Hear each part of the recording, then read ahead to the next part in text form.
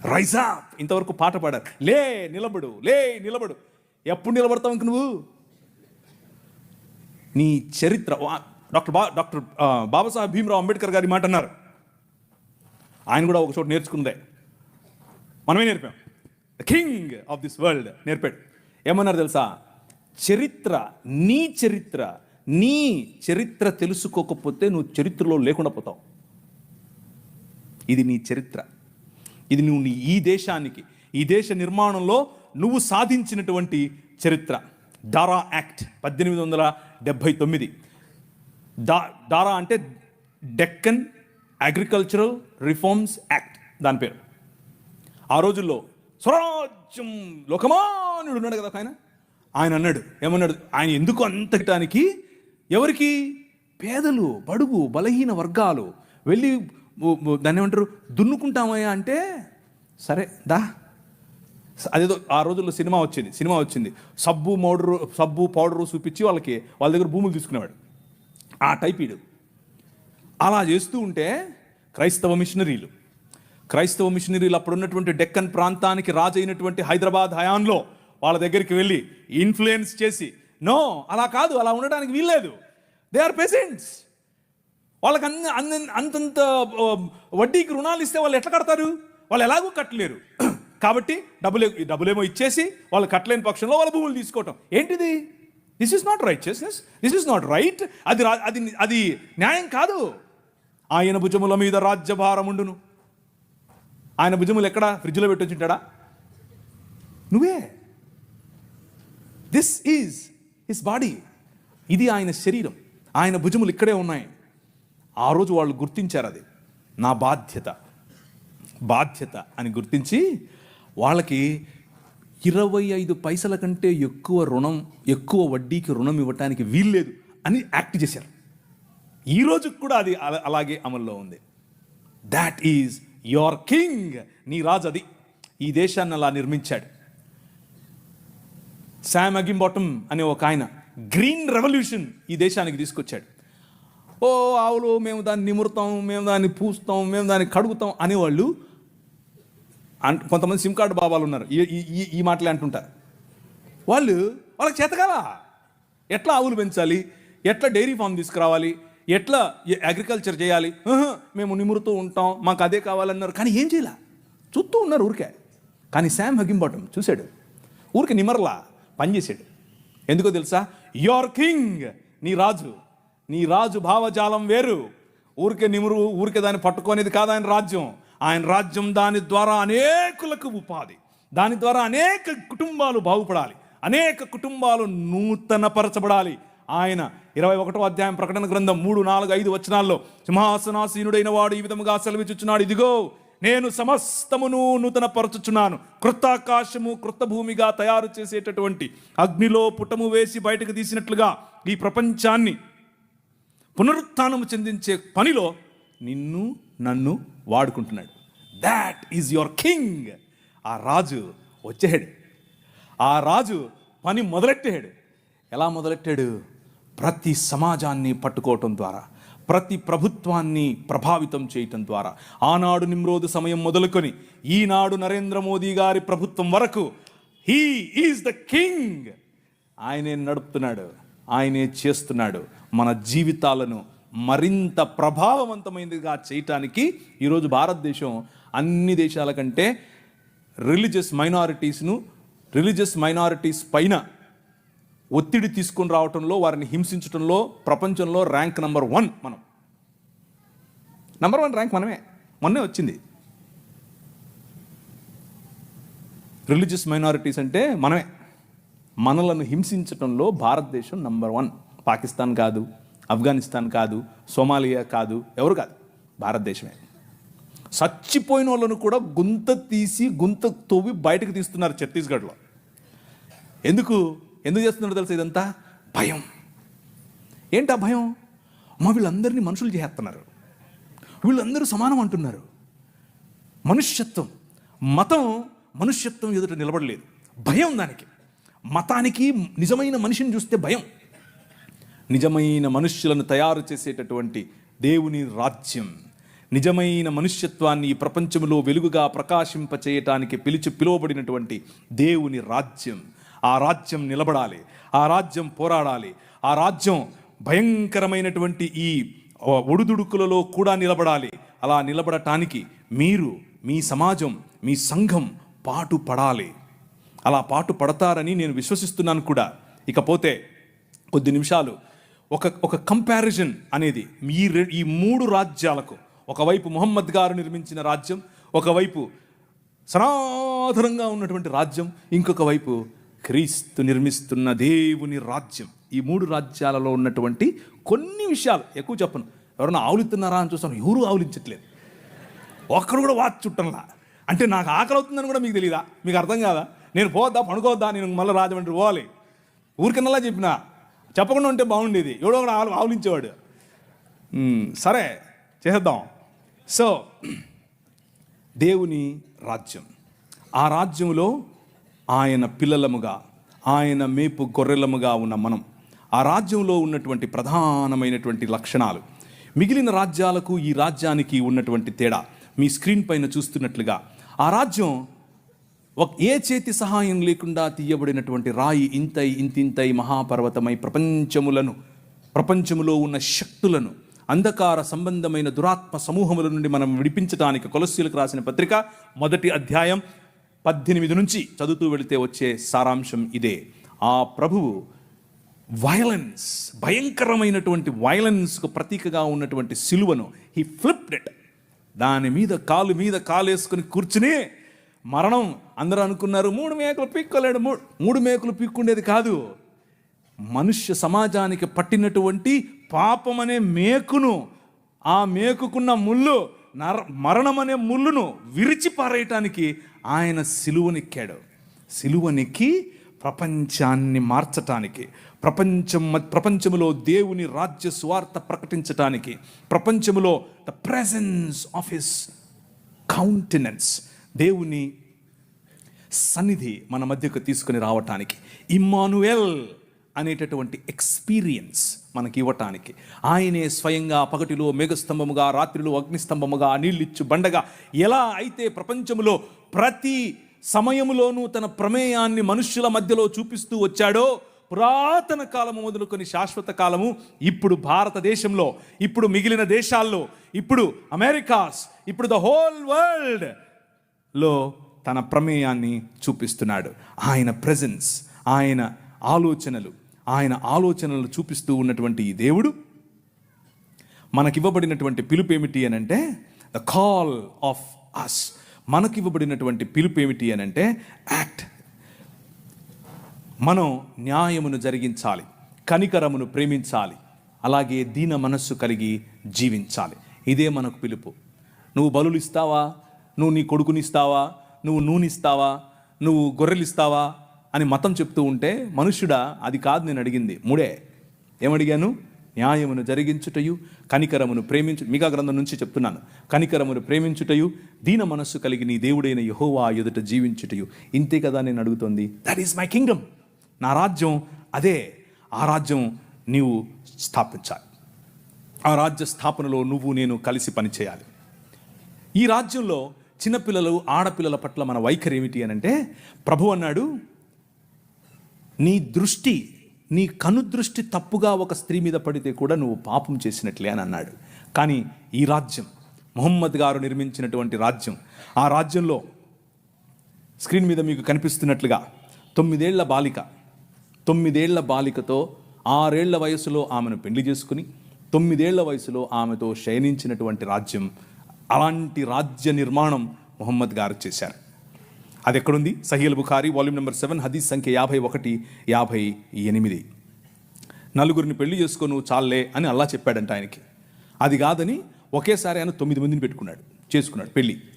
ఇది ఎక్కడుంది? Sahih Bukhari page number 195 హదీస్ సంఖ్య 268, 284. ఇవన్నీ నేను దాన్ని ఏమంటారు, నాకేం ప్రాబ్లం లేదు, లైవ్ వెళ్ళినా ప్రాబ్లం లేదు, ఎక్కడికి వెళ్ళినా ప్రాబ్లం లేదు, నేను పబ్లిక్గా చెప్పాను అందరి ముందు. కానీ మీకు కొంచెం జుగుప్సాకరంగా ఉండొచ్చు మొదటిసారి ఒకవేళ వింటూ ఉంటే. కానీ ఎందుకు ఇది చెప్తున్నాను అనంటే, నీ రాజును తెలుపు అని తెలియాలంటే పక్కన నలుపు ఉండాలి. అర్థమవుతుందా? మీకు మీ రాజు విలువ తెలియట్లా, ఇంకా మీ రాజు కట్టే రాజ్యం విలువ తెలియట్లా. ఇది చూస్తే తెలుస్తుంది. ఒకరోజు తను పెంచుకున్న కుమారుడి భార్య ఆవిడ బట్టలు మార్చుకుంటోంది. అల్లా గారు ఒక గాలి పంపారట. ఆ గాలి పంపగానే తెర చిరిగిను, లేదా తెర పైకి లేచాను. తెర పైకి లేస్తే నువ్వు నేనేం చేస్తాం? కళ్ళు మూసుకొని పక్క వస్తాం. అలా రావాలి. మన ప్రభు అది నేర్పాడు. ఆయన అన్నాడు, అస్తగ్ఫిరుల్లాహ్, దేవుడు ఎంత అందం సృష్టించాడు అని చెప్పి బయటికి వెళ్ళి వెళ్ళిపోతున్నాడు. ఈమె పాపం ఉదరాబదరా మా మామగారు వెళ్ళిపోతున్నారని చెప్పి మంచిగా బట్టలు వేసుకుని వెళ్తూ వాళ్ళ కొడుకు వచ్చాడు. ఏమైంది, మా నాన్న వెళ్ళిపోతున్నాడు, ఏమైంది ఏమో నాకు తెలియదు, అడుగు. ఆయన వెళ్ళి, నాన్నగారు ఏమైంది అని అంటే, ఏం లేదురా, నీ భార్య బాగుంది, నువ్వు వదిలేసి నేను చేసుకుంటా అన్నాడు. నీ రాజు క్యారెక్టర్ ఆలోచించు ఒకసారి. ఎలా చేస్తాడు నీ రాజు? చంటి బిడ్డల స్తుతుల మీద ఆసీనుడు అవుతాడు. నీ మామ మానాచ్ఛాదమును నువ్వు తీయకూడదు, నీ కోడలి మానాచ్ఛాదమును నువ్వు తీయకూడదు. దేవుని వాక్యం స్పష్టంగా చెప్తుంది.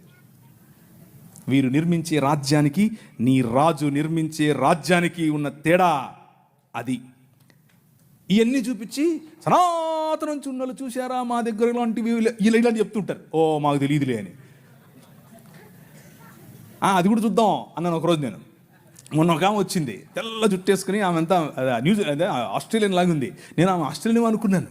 కాదు, ఆమె నేను ఇంగ్లీష్లోనే డిబేట్ చేస్తాను. సరేదా, ఇంగ్లీష్లో మాడదాం రా అని కూర్చొని మాడుకుంటున్నాం. ఆమెకి కంటెంట్ చూపిస్తుంటే ఇదంతా తూచి అంటుంది. నేను ఒప్పుకోను, నేను ప్రిపేర్ కాలేదంటుంది. నేను అడిగాను, నేను రమ్మని, నువ్వే వచ్చావు అంటుందామా లైవ్లో. ఏ సబ్ దిస్ ఈజ్ ఆల్ రాంగ్ ఏంటి? ఇక్కడ కనిపిస్తుంది కదా, టెక్స్ట్ పెట్టాను కదా. మన సహోదరులకు తెలియదు ఇది ఇలా ఉంది. ఈ పుస్తకాల్లో ఇలా రాసుకున్నారని వాళ్ళకి తెలియదు. అందుకు ఆ సమస్య. శ్రీ బ్రహ్మవైవర్త పురాణం part 2 chapter number 35 page number 340. Okay, అందులో బ్రహ్మగారు స్వయంగా తన కూతురుతో శయనించడం చాలా గ్రాఫికల్గా రాశారు.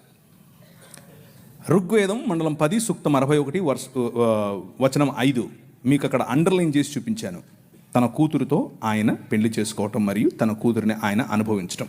అంత మాత్రమే కాదు, శంకర భగవత్పాదులు అని మన కాకినాడ నుంచి ఒక ఆయన చెప్తుంటాడు చూసారా. ఆ శంకర భగవత్పాదులు అంటే ఇంకెవరో కాదు, ఆది శంకరాచార్యుడు నేను చూపించినటువంటి ఋగ్వేదం 10వ మండలానికి ఆయన వ్యాఖ్యానం రాశాడు. ఆ వ్యాఖ్యానం అక్కడ ఉంది. ఏమనుంది అని అంటే, ఈ ఉపనిషత్తుల్లో ఉన్నటువంటి మాట ఇంకేదో కాదు, విరాజ్ అయినటువంటి మను అనగా బ్రహ్మగారు తన కూతురుతో నిజంగానే శయనించాడని రాశాడు. కానీ మన పిలుపు ఏమిటి? What is our calling? మన పిలుపు ఏమిటి అని అంటే, డిస్క్రిమినేటింగ్ ఉమెన్ జరగకూడదు, డిస్క్రిమినేటింగ్ మెన్ జరగకూడదు. రిలేషన్షిప్స్లో ప్యూరిటీ ఉండాలి. ఎదుటివాడి భార్యను నువ్వు దొంగిలించకూడదు, ఎదుటివాడి భార్య పైన నువ్వు ఆశ పెట్టుకోకూడదు. Very plain clear. అలాగని చెప్పి మన బైబిల్ గ్రంథంలో ఉన్నవారు అలాంటివి చేయలేదా? చేశారు. దేవుడు ఏం చేశాడు? మూతి పళ్ళు రాలగొట్టాడు. ఇక్కడ దేవుళ్ళే చేస్తున్నారు. అదే ప్రాబ్లం.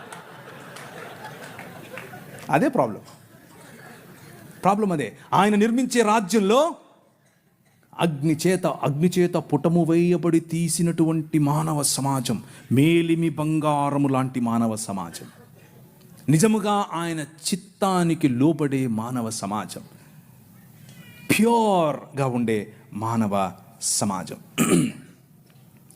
మొహమ్మద్ గారు కట్టినటువంటి రాజ్యం. ఆయన అన్నారు, స్త్రీలు అరబుద్దోళ్ళు అన్నాడు. అంటే నేను అనట్లేదు, మీరు రాలెత్తుకోకండి, నేను కాదు, మొహమ్మద్ గారు అంటున్నారు. ఎక్కడ? సూరా 2:282 ఖురాన్లో ఉంది. సహీల్ బుఖారీ 3వ హదీసు 26:58. ఎవరు? స్త్రీలు అర్రబుద్దోళ్ళు. ఈయన ఒకసారి విహారయాత్రకు పరలోకం వెళ్ళేట. ఇదంతా నేను ఏదో స్టోరీ చెప్పట్లేదు, మీ కళ్ళ ముందు ఉంది, కావాలంటే చూసుకోండి, ఆ రెఫరెన్స్లు మీరు వెళ్ళి చూడండి. ఓకే, ఈయన విహారయాత్రకు వెళ్ళాడు. వెళ్ళి పైన ఆయన అల్లాహ్ గారితో మాట్లాడి, అల్లాహ్ గారితో సంభాషణ చిట్చాట్ అయిపోయిన తర్వాత ఎన్నికొస్తున్నాడు. ఎన్నికొస్తే ఆ పక్క నరకం ఉందట. ఆయన తొంగి చూశాడు, ఇట్లా ఏముందో నరకంలో చూద్దామని. చూస్తే అందులో ఎక్కువ మంది స్త్రీలు ఉన్నారంట. ఆయన పోతే పోయాడు, అల్లాతో మాట్లాడితే మాట్లాడాడు, పోతే తొంగి చూస్తే చూశాడు. ఆయనకు స్త్రీలు కనపడటం ఏంటి? ఆయన ఉద్దేశం ఏంటంటే స్త్రీలు నరకపాత్రులు.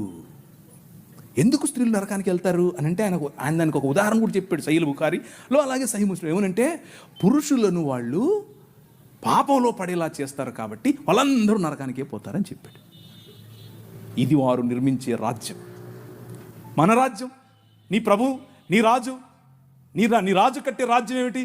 ఆయన దగ్గరికి ఒక ఆమె పడుపు వృత్తి, ఒళ్ళమ్ముకునే ఆమె వచ్చి జటామాంసి అత్తరుబుడ్డి తీసుకుని వచ్చి పగులు కొట్టి తన కాళ్ళ మీద పోసి తన తల వెంట్రుకలతో తుడుస్తూ ఉంటే అమ్మా అని పిలిచాడు. అర్థమవుతుందా? పాపంలో పట్టబడిన స్త్రీని ఈడ్చుకుని వచ్చి కొట్టండి అంటే, ఒరేయ్ మీలో తప్పు చేయనుడు ఫస్ట్ ఏంటి రా అన్నాడు. ఎక్కడికక్కడ వెళ్ళిపోయారు అందరూ. అమ్మా నేను ఏం చేయను, వెళ్ళిపో అన్నాడు. ఈ రాజు పైకి వెళ్ళి తొంగి చూసేది కాదు, అక్కడి నుంచి వచ్చాడు. ఆయనకు తొంగి చూడాల్సిన పని లేదు, అక్కడి నుంచే వచ్చాడు. అక్కడి నుంచి వచ్చి ఎక్కడికి వెళ్ళాడు తెలుసా? ఒక్క స్త్రీ బావి దగ్గరికి వస్తుంది, నీళ్లు పట్టుకుంటుంది. ఈ రాజు, జగములనేలే రాజు, తన చేతి పనులుగా ఉన్నటువంటి భూమి ఆకాశములు, ఆకాశము తన సింహాసనం, భూమి తన పాదపీఠం. కానీ ఈ రాజు బిందెలెట్టుకుని నీళ్ళెట్టుకునే దగ్గరికి వెళ్తాడు. అక్కడ కూర్చొని వెయిట్ చేస్తాడు. ఆమె వస్తే అమ్మా నీళ్ళు ఇస్తావా అంటాడు. Look at the difference between these two kingdoms. ఈ రెండు రాజ్యాలకు ఉన్న తేడా. ఆ వైఖరి స్త్రీల పట్ల, ఈ వైఖరి స్త్రీల పట్ల. నీ రాజు స్త్రీలను గౌరవించే రాజు, నీ రాజు స్త్రీలకు డిగ్నిటీని ఇచ్చే రాజు. అందుకనే ఈ దేశంలో ఏం జరిగిందో తెలుసా? ఈ దేశంలో ఇంకొక 5 నిమిషాల్లో ఎవడో ఒకడు ఆవులించకపోతే చెప్తాం ఈ కదా. ఈ దేశంలో స్త్రీలు జాకెట్లు వేసుకోకూడదు, అది చట్టం.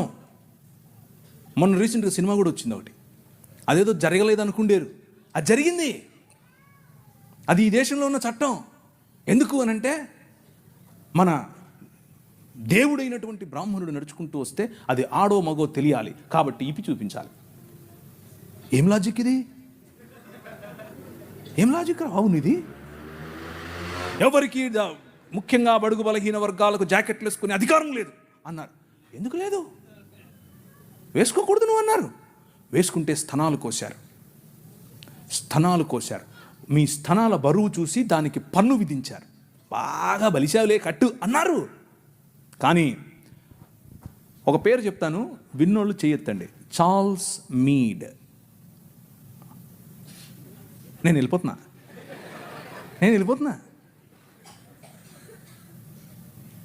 మీరందరూ జాకెట్లు వేసుకోవడానికి కారణం ఆయనే. నేను అబద్ధం చెప్పట్లేదు, నిజం చెప్తున్నాను. చట్టం చేశాడు. అక్కడ లండన్ హౌస్ ఆఫ్ కామన్స్లోకి వెళ్ళి కొట్లాడాడు. నా భారతీయ స్త్రీలకు గౌరవం కావాలి. తెల్లడే బయట నుంచి వచ్చాడు. అందుకనే వాళ్ళను గర్వంగా మా తల్లిదండ్రులు అనేది, నేను ఊరికి అన్ను గర్వంగా అనేది. ఎందుకు తెలుసా? మీరు బట్టలు వేసుకోకుండా మమ్మల్ని అనగదొరికితే వాళ్ళు మాకు జాకెట్లు పంచారు. మీరు అన్నం పెట్టండి అయ్యా అని అంటే ప్యాడ్ ఇచ్చారు, చచ్చిపోయిన గొడ్డిచ్చారు.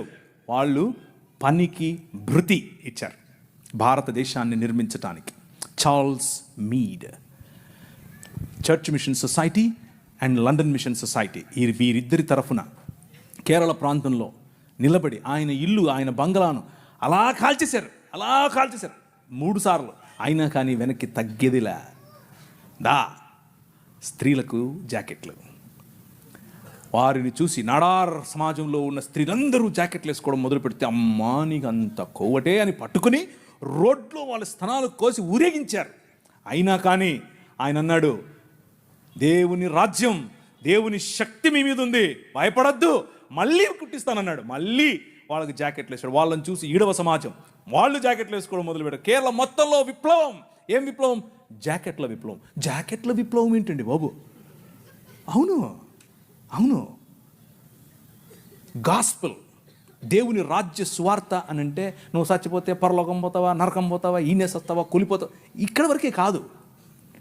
నీ రాజ్యము వచ్చునుగాక.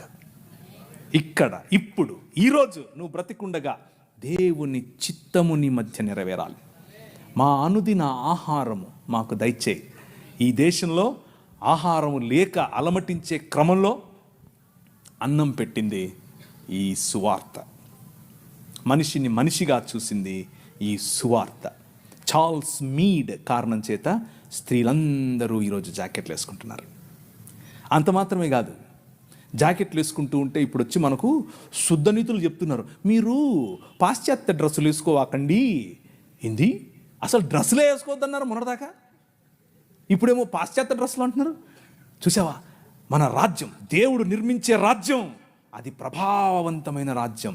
శత్రువును కూడా తన భావజాలంలోనికి మర్చుకోగల రాజ్యం. ఒక ఆయన నేను టీవీలో మాడుతూ ఉంటే ఒక ఆయన అన్నాడు, ప్రవీణ్ గారు మీరు మీరు మీరు మత మార్పిడి చేస్తారు. మేము ఎక్కడ మత మార్పిడి చేసామండి బాబు? ఏంటి, ఏం లేదండి మీరు అవునా, నీకు ఇట్లా కాదులే, ఇంకొక రకంగా చెప్తా అని చెప్పి, సరే మీ పేరేంటి అంటే చెప్పాడు. ఆయన ఆబ్వియస్గా బ్రాహ్మణుడు, క్షత్రియుడు, వైశ్యుడు కాదు. అంటే ఎవరు, ఇంక మీరు అర్థం చేసుకోండి, శూద్రుడో ఇంకెవరో ఉంటాడు. మీరు స్కూల్కి వెళ్ళారా అని అడిగాను. మీ అమ్మగారు ఏం చేస్తారు అని అడిగాను. మా అమ్మగారు లెక్చరర్ అండి అన్నాడు. ఏ కాలేజీలో అని అడిగాను. చెప్పారు. అయితే మీరు సగం క్రైస్తవులే అన్నాను. అదేంటి అంటే మీ సనాతనంలో మీరు చదువుకోకూడదండి, మీరు కాలేజీకి పోకూడదు, మీ స్త్రీలు అసలు చదువుకోకూడదు, వాళ్ళు చదువు చెప్పడం ఏంటి? చూసారా మా భావజాలంలోకి వచ్చేసారు అన్నాను. అయ్యో నవ్వుతున్నాడు. అయ్యో మీరు ఏంటి ఏది చెప్పినా నన్ను నువ్వు సగం క్రైస్తవుడు అన్నాను. ఆయనకు మైండ్ బ్లాక్. ఏంటండి చెప్పాను. చూసారా, దేవుని రాజ్యం ఆవగింజంతదే, కానీ అది పెరుగుతుంది, నీకు తెలియకుండానే పెరుగుతుంది, విస్తరిస్తుంది, మహావృక్షం అవుతుంది. మీ అమ్మగారికి చదువు చెప్తుంది. అర్థమైందా? ఎలా కట్టాం, నీ రాజు ఎలా కట్టాడు? స్త్రీలకు చదువు, వాళ్ళు రొట్టెలు ఎత్తాలి, వాళ్ళు అన్నం వండాలి అని మాట్లాడుకుంటూ ఉంటే, వాళ్ళు షెడ్యూల్ వేసుకోవచ్చా వేసుకోకూడదా అంటే మగవాళ్ళు, పురుషులు, మనము స్త్రీలను పురుషులను పక్కపక్కను కూర్చోబెట్టి 200 సంవత్సరాల క్రితమే చదువు చెప్పాం. That is the Kingdom of God, దేవుని రాజ్యం. ఆ రాజ్య ప్రభావానికి తట్టుకోలేక, నిజమైన మనుష్యత్వాన్ని చూసి తట్టుకోలేక మతం గిలగిలగిల కొట్టేసి ఉంటుంది. అదే జరుగుతుంది ఇప్పుడు. కానీ అలు పెరగకూడదు. మన విలువలు అలు పెరగకూడదు. లే నిలబడు అనే పాట మళ్ళీ మళ్ళీ పాడుకోండి. నిలబడాలి, దేవుని రాజ్యం కోసం నిలబడాలి, నీ రాజు కోసం నిలబడాలి. ఆ రాజు నీ ఊరికి రాజు, ఆ రాజు ఈ దేశానికి రాజు. ఇప్పుడు రాజు ఆయనే, తర్వాత రాజు ఆయనే. అప్పుడెప్పుడో వస్తాడు అనుకుంటారు, ఆయన మన మధ్య ఇక్కడ ఇప్పుడు ఉన్నాడు. ఒకరోజు తెర చినుగుతుంది. He will reveal himself. Behold the king is here. వచ్చాను అని చెప్తాడు. తలలోంచుకుంటే ప్రార్థించుకుందాం. మీరు ఆవలించట్లా, అందుకనే ఇక కాలదు, ఇక సరిపోదు. తలలోంచుకోండి, ప్రార్థించుకుందాం. కొద్ది నిమిషాలు మనం దేవుని రాజ్యం గురించి ఒక కంపారిటివ్ వేలో చూసాం. ఇంకా చాలా ఉంది. సమయం దొరికినప్పుడు రేపైనా సరే దాన్ని కవర్ చేసే ప్రయత్నం చేస్తాను. ఈ రాజ్యం ఈరోజు ఇక్కడ ఇప్పుడు నీకు అందింది సరే, మరి నీ పొరుగువాడి పరిస్థితి ఏమిటి? నీ ఊళ్ళో ఉండేవాడి పరిస్థితి ఏమిటి? ఇంకా రావాల్సినటువంటి మార్పులు, ఇంకా నువ్వు ఈ దేశ నిర్మాణం చేయాల్సినటువంటి పని చాలా ఉంది, చాలా ఉంది. ఎక్కడ చూసినా రగులుతోంది దేశం. నీ దేశం కోసం నీ ప్రార్థన, నీ దేశం కోసం నీ పాటుపడటం. ఇంకా చాలామంది వైద్యం లేక, విద్య లేక, ప్రభువు తెలియక, ఆత్మీయత తెలియక, ఆధ్యాత్మికత అన్న పేరుతో బాబాల దగ్గరికి వెళ్ళిపోయి, క్రైస్తవ బాబాల గురించి చెప్తున్నాను, నాశనమవుతున్నారు. Your responsibility my brother, my sister, నీ బాధ్యత. ఈ రాజ్య విస్తరణ నీ బాధ్యత. ఈ రాజ్య స్థాపన ఆయన బాధ్యత స్థాపించాడు. ఈ రాజ్య విస్తరణ ఆయన కడుతూ ఉన్నప్పుడు ఆయనతో కలిసి జతపని వాడై కట్టే బాధ్యత నీది. సంగీత రూపంలో కట్టాలి, సాంకేతిక నిపుణతతో కట్టాలి, వాక్య పరిచర్యతో కట్టాలి, మిషనరీలుగా కట్టాలి, రాజకీయవేత్తలుగా కట్టాలి, విలేకరులుగా కట్టాలి. ప్రతి రంగములో ఈ రాజ్యాన్ని స్థాపించి విస్తరింప చేయగల దేవుని ప్రజలు, దేవుని పౌరులు, దేవుని రాజ్య పౌరులు లేవాలి. ఆ విధంగా ప్రభు మనల్ని ఆశీర్వదించినట్లు ప్రార్థించుకుందాం. కృపగలిగిన తండ్రి, మీరు మా మధ్యలో ఉండి మాతో మాట్లాడి మాకు కొన్ని విషయాలు తెలియజేసి, తద్వారా ప్రభు మా జీవితాలలో ఒక మార్పు, మా జీవితాలలో ఒక సవాలు, ఆ సవాలుతో ప్రభు మేము మీ కొరకు మరింత బలము కలిగి బ్రతకటానికి సహాయం చెయ్యమని, మాకు సవాలునివ్వమని, ఆ సవాలుతో మమ్మల్ని ప్రభు పురికొల్పమని చిన్ని ప్రార్థనను మా ప్రభు అయిన యేసు క్రీస్తు నామమున అడిగి వేడుకుంటున్నాం తండ్రి. ఆమెన్.